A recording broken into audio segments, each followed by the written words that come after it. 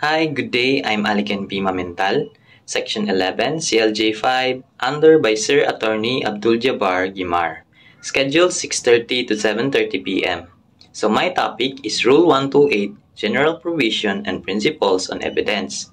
So the purpose of my topic is to understand the proper process of justice. 2. To identify strong and weak evidence. 3. To protect your rights. And 4. To prepare a strong case. 5. To prevent a wrongful judgment. So, ano nga ba ang evidence?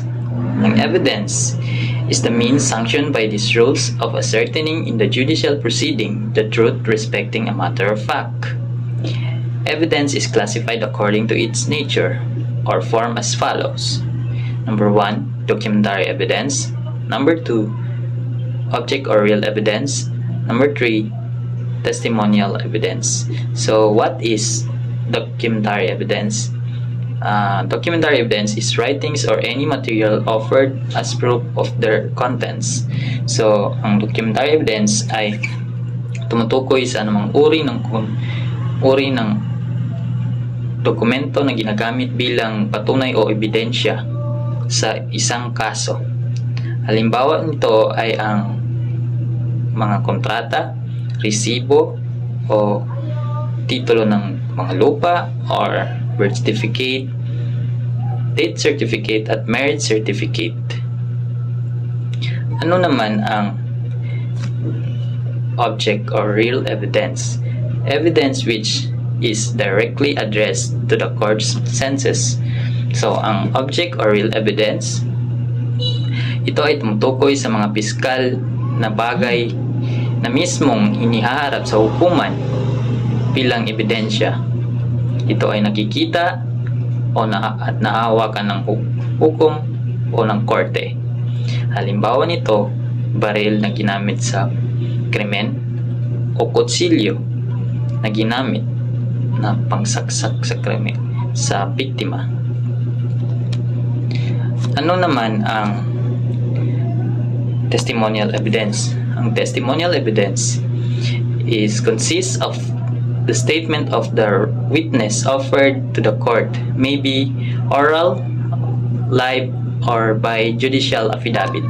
So, ang testimonial evidence ay tumutukoy o salaysay o pahayag ng isang saksi sa ilalim ng panunumpa or oath sa harap ng hukuman. Ito ay ibinibigay ng personal ng saksi at ginagamit upang patunayan ang katotohanan ng isang pangyayari.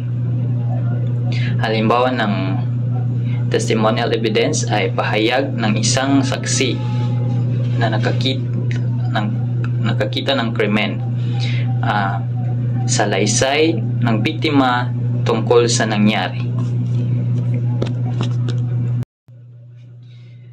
Evidence is classified according to its relation to the fact in issue as follows.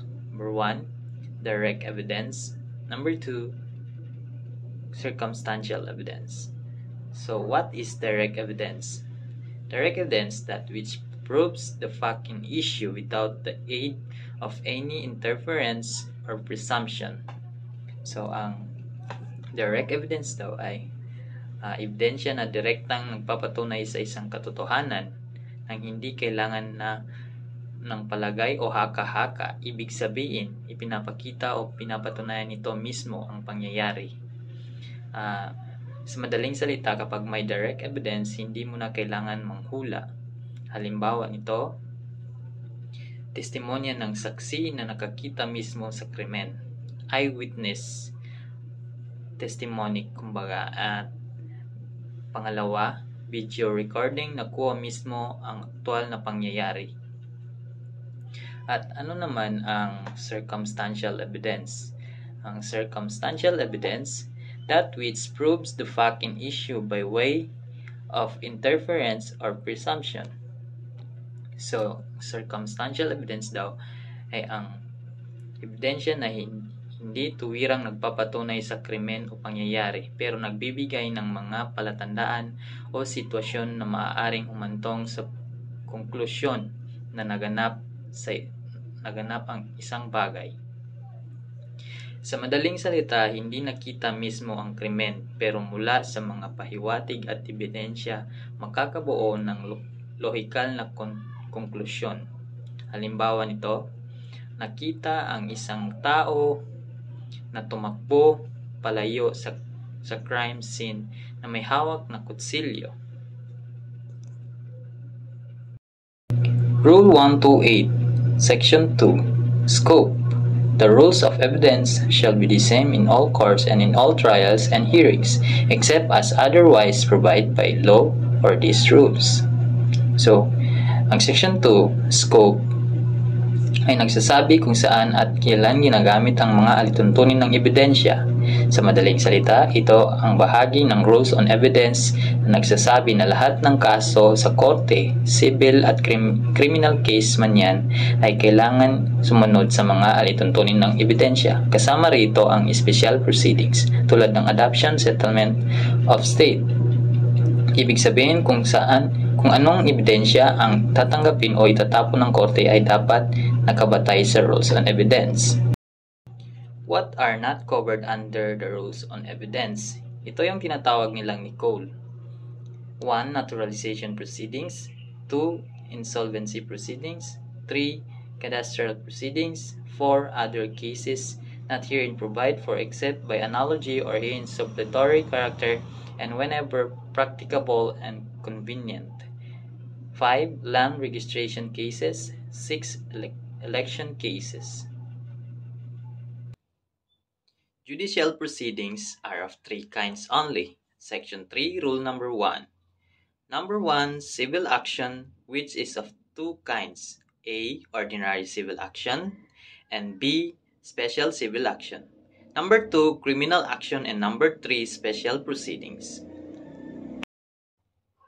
Stipulation and waiver of rule of evidence. A. Stipulation. The parties cannot either by agreement or contract stipulate what rules shall be binding upon the court.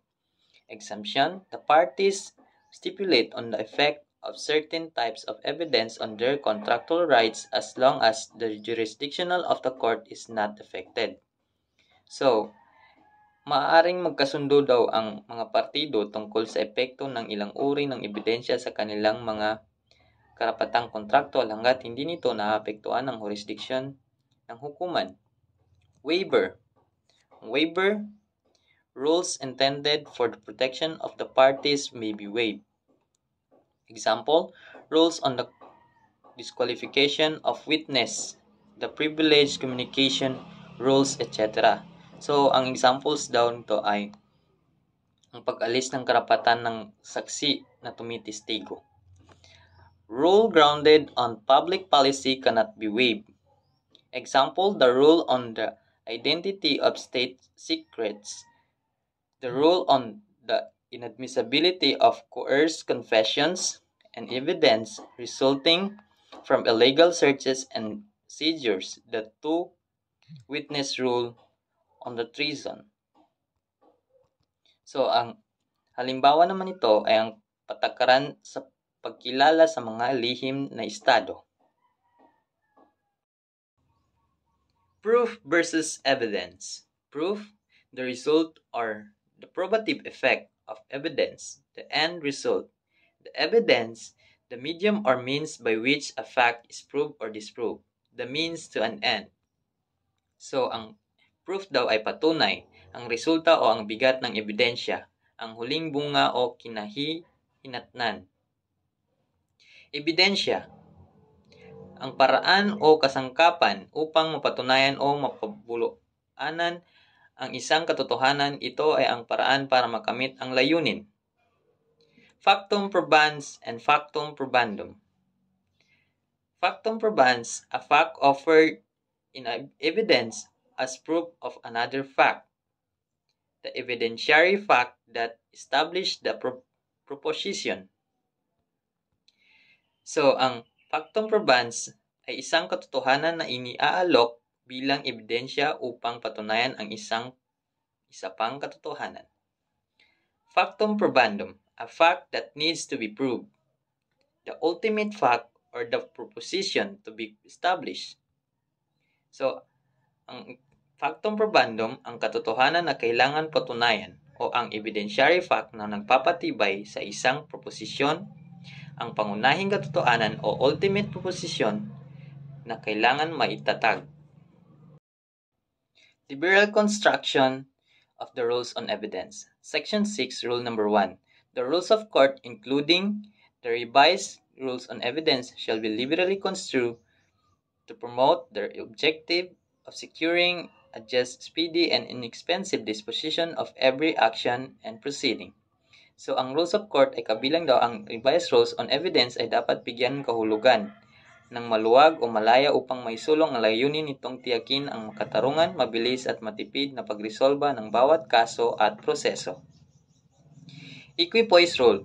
The situation where the evidence of the parties are evenly balanced or there is doubt on which side the evidence preponderates. Ang equipoise rule ay tumutukoy sa sitwasyon kung saan pantay-pantay ang bigat ng ebidensya ng parehong panig o may pagdududa kung aling panig ang mas mabigat ang ebidensya. Jurisprudences. In this case, the decision should be against the party with the burden of proof. So, sa ganitong kaso, ang decision ay dapat pabor sa panig na may pasanin ng patunay o burden of proof. In criminal case, the equipoise rule provides that where the evidence is evenly balanced, the constitutional presumption of innocence tilts the scales in favor of the accused. So, sa mga kasong kriminal daw, itinadhana ng equipoise rule na kung pantay ang ebidensya, ang constitutional presumption of innocence ay magbibigay pabor sa akusado. Thank you for watching and listening and have a nice day.